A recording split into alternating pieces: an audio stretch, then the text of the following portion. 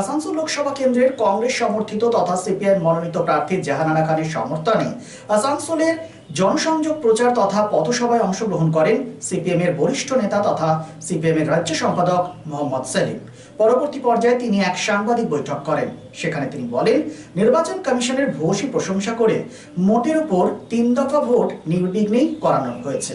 অন্যদিকে ইন্ডিয়া জোট থেকে তৃণমূল সরে যাওয়ার কারণ হিসেবে তিনি বলেন, ভাইপোকে বাঁচানোই হলো মমতা বন্দ্যোপাধ্যায়ের আসল উদ্দেশ্য। চাচা ছোলা ভাষায় তিনি আক্রমণ করেন তৃণমূল কংগ্রেসকে। এছাড়াও বিজেপিকে কটাক্ষ করতেও ছাড়েননি তিনি। সাংবাদিক বৈঠকে কি বলেছেন সিপিএম এর রাজ্য সম্পাদক মোহাম্মদ সেলিম, শোনাবো আপনাদের। নির্বাচনের প্রক্রিয়ার মধ্যে পুলিশকে, সিভিককে তো বটেই, পুলিশকে বলেছে বুথের ধারে কাছে যাবে না। রাজ্যের কী অবস্থা, পুলিশ মন্ত্রী এমন পুলিশ অবস্থা করেছেন, একটা বড় ভোট হবে সেখানে পুলিশকে বলা হচ্ছে না থাকলেই ভালো।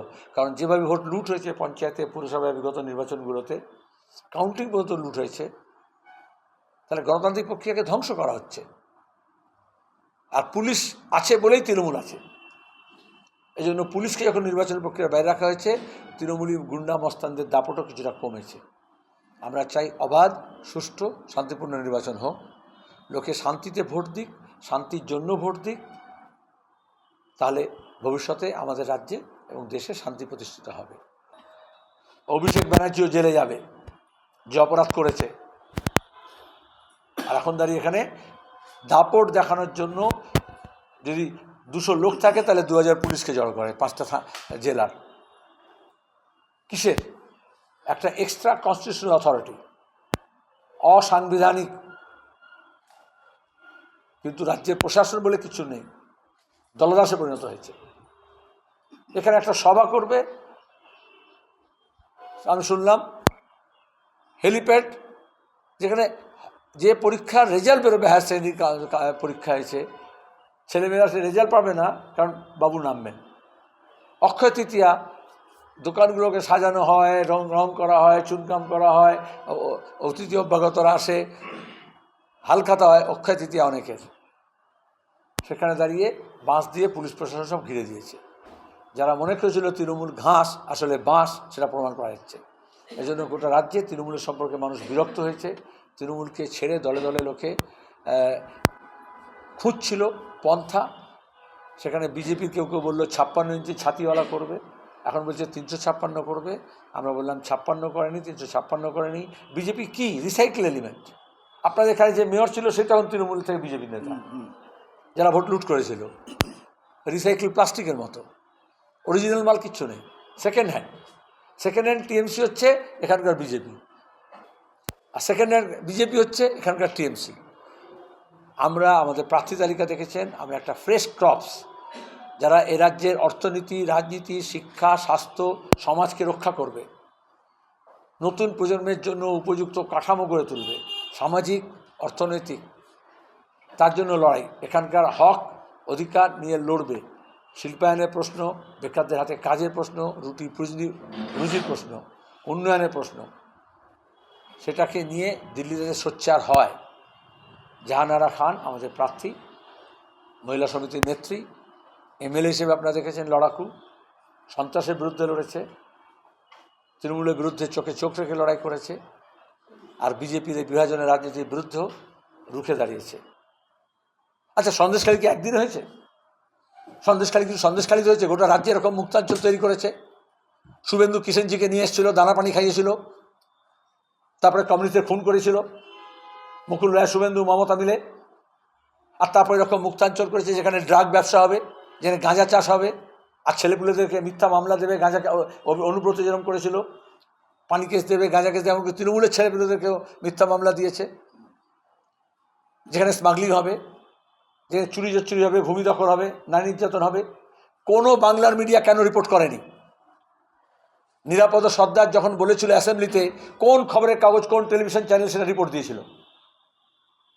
এখন যেহেতু বিজেপি লাফাচ্ছে বলে মিডিয়া লাফাচ্ছে, কারণ বিজেপি চেয়েছিল সন্দেশখালী দেখিয়ে ভোট করবে, কিন্তু সন্দেশখালী সন্দেশটা দিচ্ছিল না। নারী নির্যাতনের কথা বিজেপি বলবে?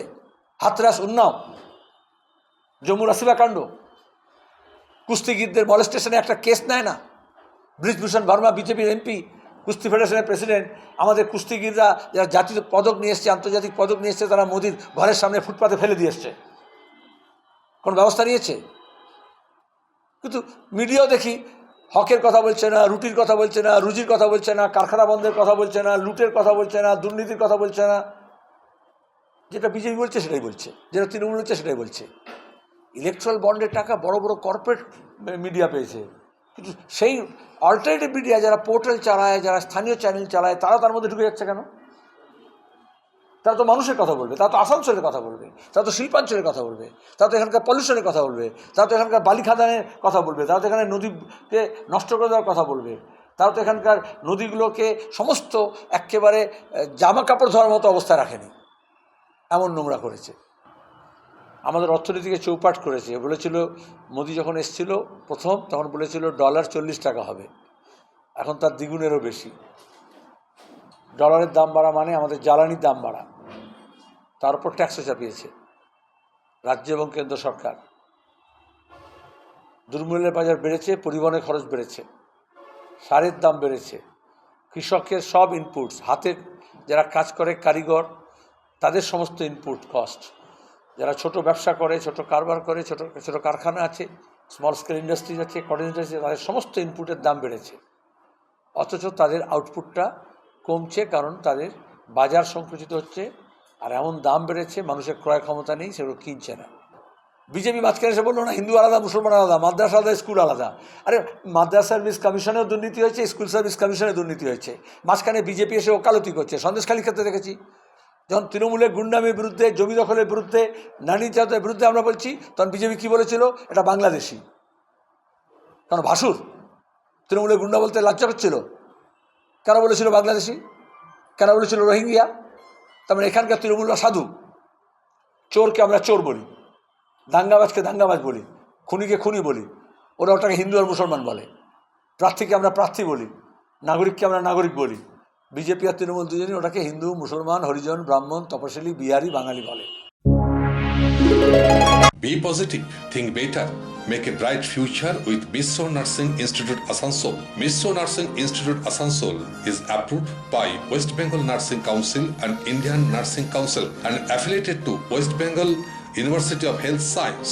Misro Nursing Institute Asansol associated with Marwari Relief Society Hospital, which is our parent hospital, and our affiliated hospital is Asansol District Hospital and few rural health centers in Asansol for providing clinical and field training to BSc Nursing and JNM Nursing students.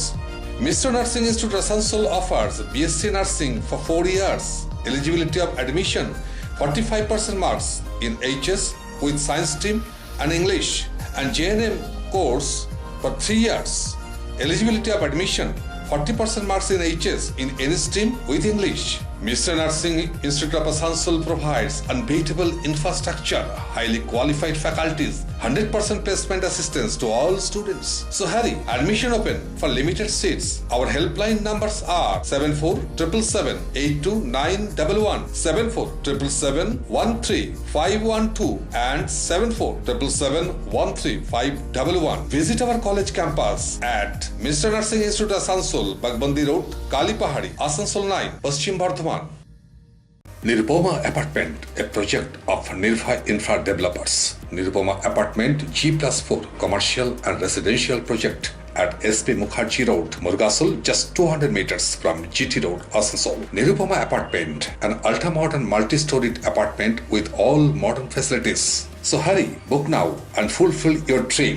Visit our city office, Nirbhay Infra Developers, Multimangal Plaza, GT Road, Asansol East. For more details, just dial 89185 8440